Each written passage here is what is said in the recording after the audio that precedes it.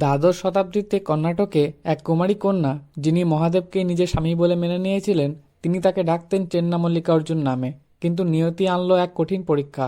রাজা কৌশিক তার সৌন্দর্যে মুগ্ধ হয়ে তাকে বিবাহের জেদ করেন। বাবা মায়ের প্রাণ বাঁচাতে 3টি শর্তে রাজাকে বিয়ে করতে বাধ্য হন মহাদেবী। কিন্তু রাজা সেই শর্ত ভেঙে বারবার তার ভক্তিপথে বাধা হয়ে দাঁড়ান।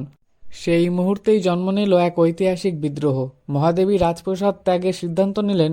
রাজা তাচ্ছিল্য করে বললেন, তোমার গায়ের অলংকার ও বস্ত্রও তো আমার দেওয়া। বিন্দুমাত্র ভয় না করে মহাদেবী ভরা সভায় সমস্ত জাগতিক বন্ধন ও রাজকীয় বসন ত্যাগ করলেন। তার দীর্ঘ ঘন কেশরাশি হয়ে উঠল তার একমাত্র আবরণ। লোকলজ্জা তুচ্ছ করে তিনি বেরিয়ে পড়লেন সত্যর সন্ধানে। এরপর অনুভব মণ্ডপে কিছু মহাজ্ঞানীদের পরীক্ষায় উত্তীর্ণ হয়ে তিনি লাভ করলেন পরম শ্রদ্ধার উপাধি, অক্ষ বা বড় বোন।